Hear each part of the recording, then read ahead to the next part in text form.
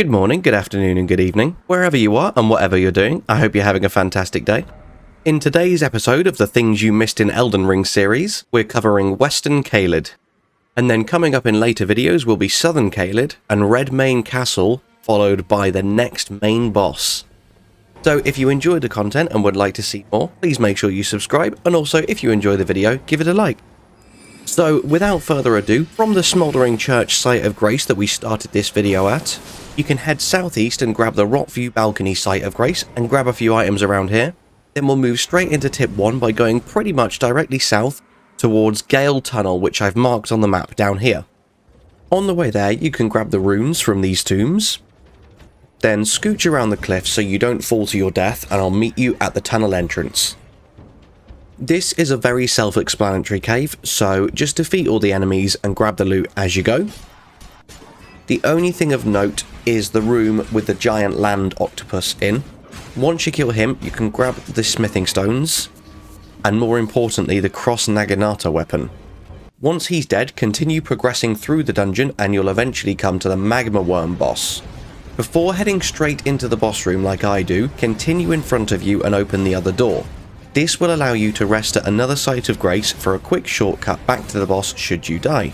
Once you've defeated the Magma Wyrm, you'll get a dragon heart, and even better than that, the Moonveil, which is widely considered the best katana in the game, because its Ash of War is absolute god tier.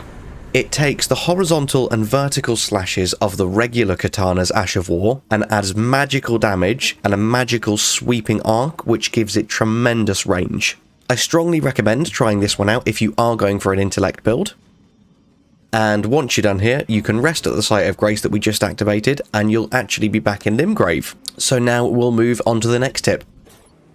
The next thing we're going to do is head back to the Smouldering Church and then head east and go up towards the Minor Erd Tree. Take out all the tree dudes on the way down, and then eventually you'll come to a Putrid avatar. Beat him up, and once he's dead you'll get 10,000 runes and a green burst crystal tier and a flame shrouding crystal tier. Now you can carefully come to the end of this branch and grab a cracked pot, and then run round behind the back of the tree here, and you'll see a door which leads to the entrance to the Minor Erd Tree Catacombs. So let's explore this area, shall we? These catacombs are very short, and you'll see that if you just progress forwards, taking out the enemies and grabbing the loot, you'll come to the lever for the end of the dungeon almost immediately. And if you're like me, you'll be like, wow, really? Is that it? No, not quite. Head back on yourself and send this lift up, but don't go up with it. Wait till it rises and then you can actually hop down here. Watch out for all the gargoyles ambushing you as you go, grabbing any glovewort that you come across. Just keep heading the way that I'm going.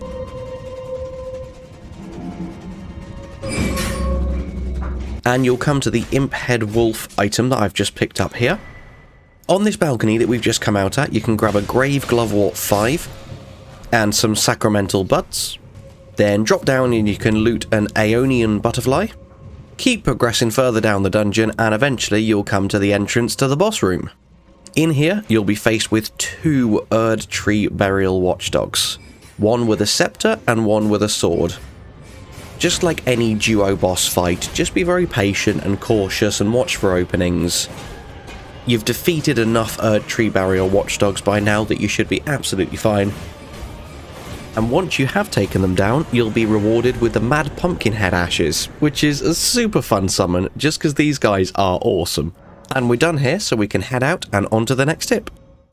Facing southeast from the Rockview Balcony Site of Grace, you'll see some ruins. Don't try and jump off like I did. You'll notice that my souls are there, because I may or may not have tried to jump off and died. Swing around the top, and once you make it down, you can choose to take out the birds, or you can just go straight for the stone sword statue and go straight down. And once you're down here, you can loot the Sword of Saint Trina, which is a very unique weapon in that it causes sleep build-up. So if you're going for an intellect build, it can really help you out with a fair few duo boss fights. As long as that particular boss isn't immune to sleep, you can put one of the bosses to sleep while you deal with the other one. Awesome mechanic. Once you're done here, head pretty much directly east and you'll come across the Caelem ruins. There's a few items to loot around here and a lot of enemies that you can either deal with or ignore. Once you're done exploring above ground, come to the entrance to the little cave here, and as you go down the stairs, you'll see it's a boss room. Go in and you'll be faced with 2 mad pumpkin heads. They pack a punch, but they have very little health. So deal with them in whatever way you see fit. And once they're dead, you can go into the next room and loot a Visage shield from this chest. Weapons like this make me really want to go with a strength build. I've never done a strength build in Elden Ring, and that might be my next playthrough. Just look at this thing. It's fucking massive. Unfortunately, it won't let me use the Ash of War because I don't have the stat requirements, but as you can probably tell from what my guy just tried to do, it breathes fire. It's very cool. So yeah, we're done with the ruins now, so we'll move on to the next area. I was just mopping up a few of the outside areas before moving on to the next tip, and there's 2 things I wanted to call out for you. Just here, there's a bunch of tombs where you can grab some golden runes. And then a little bit further to the southeast, you'll see I'm pointing at a cave in the side of the mountain here. We'll cover this in a future video because it's really part of like the middle / north of Caelid. But if you did want to go ahead and do it before then, you're rewarded with a golden scarab for beating the last boss there. And the golden scarab increases your rune acquisition, so you get more runes for every single thing that you do. So it's a really handy talisman to have. And now that we've called out them few bits, we'll move on to the next one. The next thing we're going to do, from the Rot View Balcony site of Grace, head northeast and then follow the main road along to the east. You'll come across a big old group of zombies here that you can absolutely obliterate if you want to, or just leave them alone. When you get further along, you'll come across a Scarab just in front of these 2 massive undead dogs. Defeating him will give you the Whirl O Flame spell. Then, once you've deaded the dogs, you can loot a greatsword from the caravan. And in the ruined campsite here, once you've dealt with the bird, you can also grab yourself a rune arc from this chest. That's everything of note here, so I'm going to grab this site of grace, and then we'll move on to the next one. There's a few more things of note for the outside open world aspects of Western Caelid, and then we'll go spelunking again. So, next, come to where I've marked on the map here, just to the south of the telescope. And you'll come across this site of grace, then head pretty much directly west. You can deal with or completely ignore this camp of enemies if you want, and then a little bit further along, you'll come to another invisible scarab. When you finally manage to get the bastard, you'll get the Ash of War Flame of the Redmanes, which I haven't used myself, but sounds awesome, so I really should try it out. And then slightly further to the west is another site of grace. So we'll rest there, and then I'll show you the route to get to the next cave. You can make a little bit of a detour and grab this Somber Smithing Stone 4 on the way. And then just a little bit further down, towards the edge of this swamp, you'll see a stone sword statue, and then you can get in the cave. As soon as you've grabbed the site of grace, turn around and you can get a rune arc out of this chest. Now, this is a really unique cave, and I hate it. So, pretty much every single area is currently inaccessible to you. All the doors are closed, and therefore all the tunnels and all the loot is sealed off. What you need to do is just run and run and run all the way to the end of the cave, and that's where you'll find the lever. The lever will then open every single door in this whole area. I'll do my absolute best to call out the main things that you want to loot and grab here, but honestly, apologies if this one goes a bit wrong. It's really confusing and very easy to get lost. So once you've gone and grabbed the lever and opened all the doors, your best bet when exploring dungeons as confusing as this, and I learnt this from really old games like Zelda, is basically just hug one wall. Just hug the left wall or hug the right wall and follow it round, and eventually you will have explored the whole cave.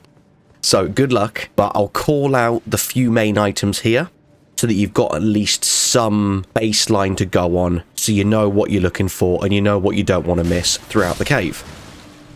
So obviously the most important thing is the boss. Not long after you pull the lever, just follow the route I'm taking here. You'll be able to take out these 2 vulgar militia, run through this door, deal with the explodey zombies, keep coming through here, and eventually you'll come to a room where you can loot a golden rune 4 and a rainbow stone.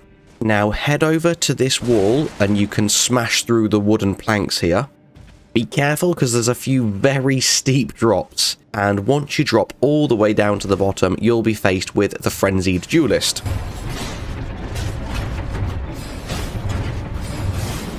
Murderize his face, and then you'll get the Putrid Corpse ashes from him. And then if you head outside, you'll be in a previously inaccessible area in Limgrave, and you can get the Regalia of Eochaid. Eochaid. This sword. You'll get this sword. Now, I'll head back to the start of the cave, and I'll show you the few items that you want to ideally grab whilst you're here. Off in this side room, you can grab the Pillory Shield and 5 Old Fangs.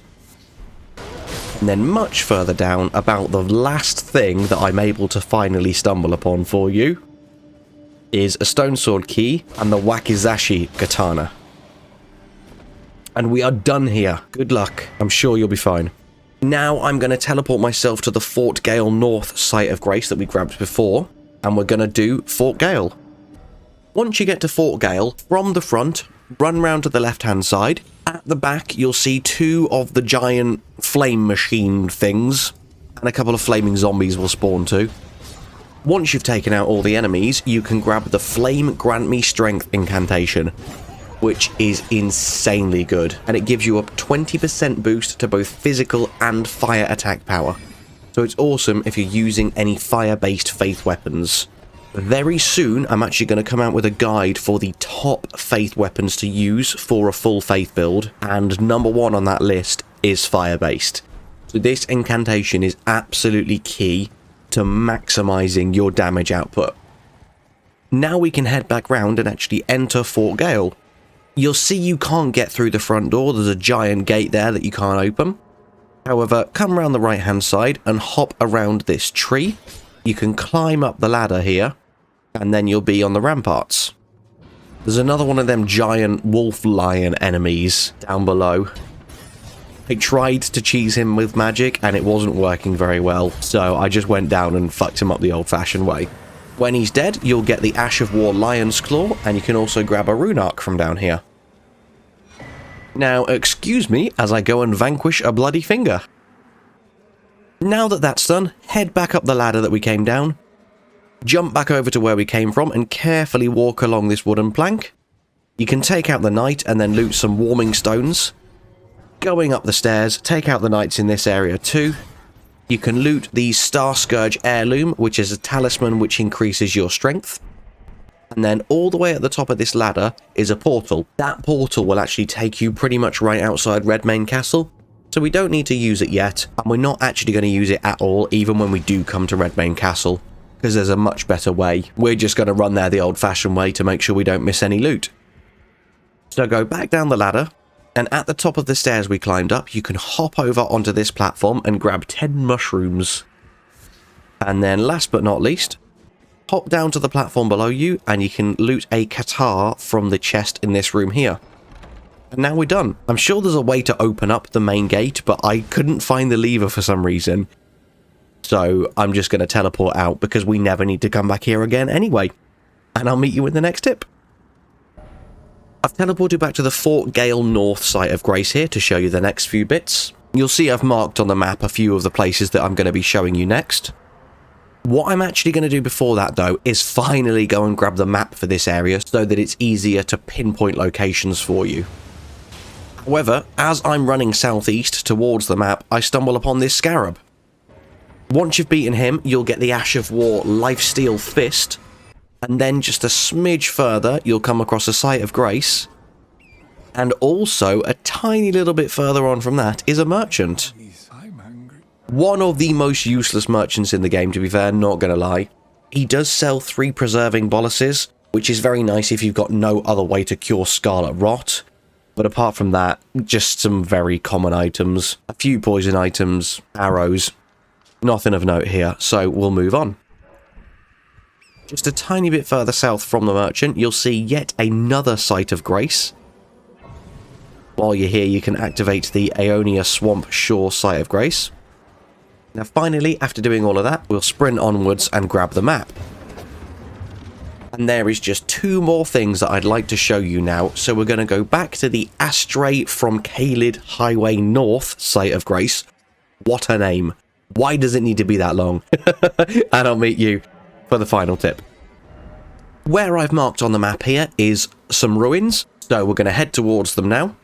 And once you're there, you'll discover it's the Caelid Waypoint ruins. Again, run around grabbing the more minor items if you want, and then once you're done, head to the northwest and you'll see some stairs leading down.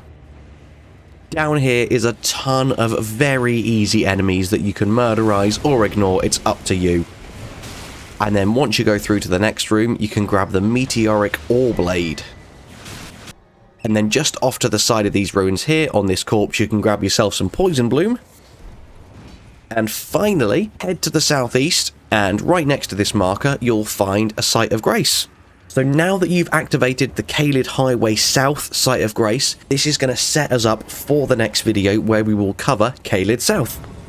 As always, I hope you have an absolutely fantastic day. If you enjoy the content, please like and subscribe. Consider becoming a member if you'd like to take that support even further. And I'll see you in the next video. Bye bye.